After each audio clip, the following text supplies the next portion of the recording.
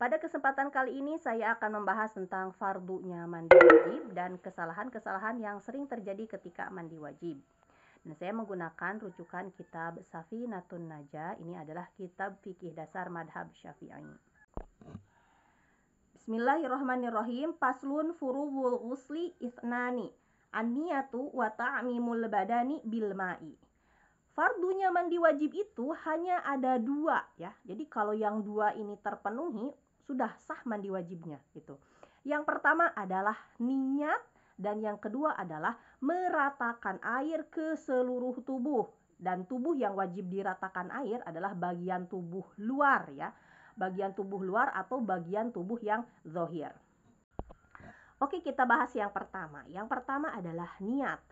Niat mandi wajib itu wajib dihadirkan di hati karena tempatnya niat itu di hati.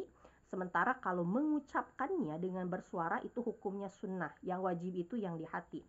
Nah, niat ini hadirkan di hati ketika pertama kali air menyentuh badan. Mau menyentuh badan bagian manapun, mau pertama kali pas ke bahu, mau pertama kalinya itu pas ke kaki, mau pertama kalinya pas ke tangan, atau misalkan pertama kalinya itu pas mengguyur kepala. Misalkan ini orang mandi wajibnya pertama kali itu dari mulai kepala. Pas air menyentuh kepala, hadirkan niat di hati. Nawaitul ghusla li raf'il hadatsil akbari fardhon lillahi ta'ala. Atau segini aja cukup. Nawaitul ghusla fardhon lillahi ta'ala. Atau kalau pakai bahasa Indonesia, niat saya mandi wajib fardu karena Allah. Segitu cukup. Yang penting ya dalam niat itu yang penting adalah qasdu atau maksud. Saat kita mengguyur air ke kepala, yang penting saat itu kita ada maksud bahwa kita ini akan melakukan mandi wajib untuk menghilangkan hadas besar. Sering timbul pertanyaan, niat mandi wajib karena nifas, karena haid, atau karena hubungan suami istri sebenarnya niatnya sama atau beda? Jawabannya niatnya sama, cukup nawaitul ghusla fardhon lillahi ta'ala. Tapi kok ada yang bilang beda nih, sampai dibedakan tutorial mandi wajib karena nifas, tutorial mandi wajib karena haid, tutorial mandi wajib karena junub.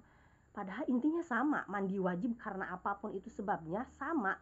Caranya yang penting terpenuhi niat dan meratakan air ke seluruh tubuh. Dan niatnya pun sama, cukup nawaitul ghusla fardhon lillahi ta'ala. Adapun misalkan kita mau menambahi sebab hadas besarnya, misalkan kita mandi wajib karena selesai haid, kita mau nambahin tuh di mandi wajibnya karena haid, misalkan nawaitul ghusla li raf'il hadatsil akbari minal haidi fardhon lillahi ta'ala.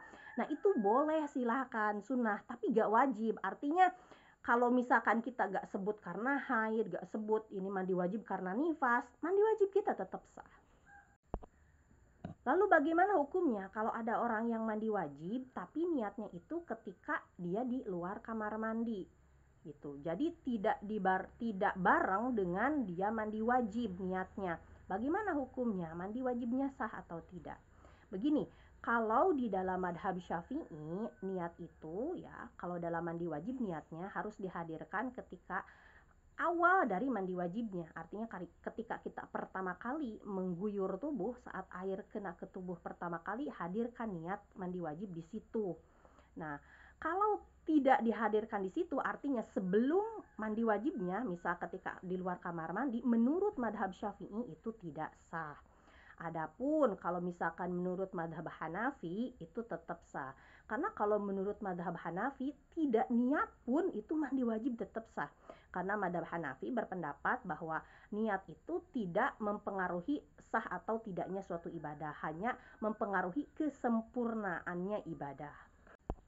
Nah, jadi kalau yang bermadhab Syafi'i, ya usahakan ketika mandi wajib, supaya mandi wajibnya sah, hadirkan niat itu ketika air pertama kali menyentuh tubuh. Kalau yang bukan madhab Syafi'i, misalkan madhab Hanafi, ya itu silahkan, mau di luar kamar mandi niatnya, bahkan tidak niat pun silahkan, mandi wajibnya tetap sah, karena madhabnya bukan madhab Syafi'i, tapi madhab Hanafi. Lalu bagaimana kalau misalkan saya nih madhab Syafi'i, sebelum masuk ke kamar mandi, di luar kamar mandi saya membaca niat dengan bersuara, nawaitul ghusla li raf'il hadatsil akbari fardhon lillahi ta'ala. Habis itu masuk ke kamar mandi, kemudian pas mandi wajib, pas air kena ke tubuh, di hati niat gitu. Nah, bagaimana hukumnya? Ya tentu sah. Karena apa? Karena niat yang di hati saat mandi wajib itu dihadirkan. Dan dia tadi niat di luar kamar mandi itu juga bagus karena sunnah melafadzkan niat. Dan kalau niat yang dilafadzkan ini mau sebelum mandi wajibnya pun tak apa-apa. Seperti kita sedang sholat ya. Niat ketika sholat itu yang wajib adalah dihadirkan ketika takbiratul ihram ya, kalau di dalam mazhab Syafi'i. Begitu Allah di sana hadirkan niat di hati. Nah, tapi sunnah kita mengucapkan niat tersebut ya sebelum kita sholat. Maka sebelum kita sholat kita mengucapkan usolli farwa zuhri gitu. Kita ucapkan begitu Allah gitu. Kita juga hadirkan niat di hati gitu. Usolli farwa zuhri lillahi ta'ala. Nah, jadi mengucapkannya sunnah, yang wajib yang di hati. Kalau kita lakukan keduanya tentu itu lebih baik. Nah, kemudian fardu mandi wajib yang kedua adalah meratakan air ke seluruh tubuh. Dan bagian tubuh yang wajib diratakan air adalah bagian tubuh luar atau bagian tubuh yang zohir. Ya, semua yang terlihat oleh pandangan mata itu berarti bagian tubuh luar. Maka nih, ketika mandi wajib hati-hati banget nih. Jangan sampai ada bagian tubuh yang terlewat tidak terbasuh oleh air. Ya, misalkan bagian telinga yang terlihat ya, bukan lubang telinganya. Telinga yang terlihat ini wajib dibasuh. Maka hati-hati jangan sampai ini terlewat. Sudut-sudut mata, kemudian lipatan-lipatan tubuh gitu. Kemudian bagian kaki misalkan ada yang pecah-pecah di tumitnya, ada rorombeheun, itu juga wajib air sampai ke bagian tersebut. Dan untuk wanita, hati-hati ketika mandi wajib, itu harus membasuh bagian farji yang terlihat ketika jongkok, karena itu termasuk bagian luar badan. Kalau ini terlewat, mandi wajibnya tidak sah.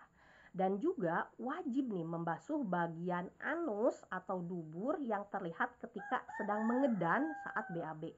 Nah, bagian anus yang ketika mengedan itu keluar ya, itu termasuk bagian zohir badan, sehingga wajib kena air ketika mandi wajib. Nah, ada gak pendapat yang mengatakan bagian anus yang terlihat saat mengedan itu tidak termasuk bagian zohir sehingga tak wajib untuk dibasuh? Nah, jawabannya ada nih sebagian yang mengatakan gak wajib kok itu dibasuh. Dalilnya karena dihukumi sah seseorang yang mandi wajib dengan cara menyelam ke kolam. Sementara kalau menyelam ke kolam berarti kan itu si anusnya tidak dibuka dengan mengedan. Nah, dengan dalil ini ada yang mengatakan tidak perlu mandi wajib menyampaikan air ke anus yang terbuka saat mengedan. Nah, untuk kehati-hatian kita ya lebih baik kita sampaikan air ke bagian anus yang terlihat saat mengedan ya, agar lebih hati-hati gitu kita dalam mandi wajib sehingga sah dari versi ini sah, dari versi ini juga sah. Kesalahan paling sering ketika mandi wajib adalah melewatkan salah satu bagian tubuh ya tidak teraliri oleh air. Misalkan ketika mandi wajib bagian ketiak tidak terbasuh air, atau misalkan bagian farji tidak terbasuh air, bagian telinga luar tidak terbasuh air. Nah, ketika ada bagian yang tidak terbasuh oleh air, maka mandi wajibnya belum tuntas ya, karena masih ada bagian yang belum dibasuh. Nah, bagaimana kita kalau mengetahui itu belum terbasuh? Umpamanya nih, misalkan di bagian tangan di siku ada plesternya. Kita sudah mandi wajib ya, kita sudah selesai, misalkan kita keluar dari kamar mandi, pas mau melaksanakan sholat baru sadar, kok ini di siku ada plesternya. Maka apa yang harus kita lakukan? Kita buka plesternya, kita hilangkan ya si bekas sisa-sisa perekat plesternya sampai hilang. Habis itu kita ke kamar mandi, cukup kita basuh siku yang tadi belum kena air, kita guyur bagian siku yang tadi terhalang plester, maka sudah sah mandi wajibnya gitu. Jadi tidak perlu mengulang dari awal lagi, cukup basuh bagian yang tadi terlewat belum dibasuh. Bagaimana kalau ketahuannya ketika setelah selesai sholat? Selesai sholat duhur baru ketahuan di tangan ada plesternya, maka sholat duhurnya tidak sah karena kan mandi wajibnya belum tuntas. Nah, maka kita hilangkan tuh plesternya. Setelah itu kita basuh dengan air, habis itu kita wudhu, habis itu kita laksanakan lagi sholat duhurnya karena yang tadi tidak sah. Sekian penjelasannya, semoga bermanfaat dan mudah difahami.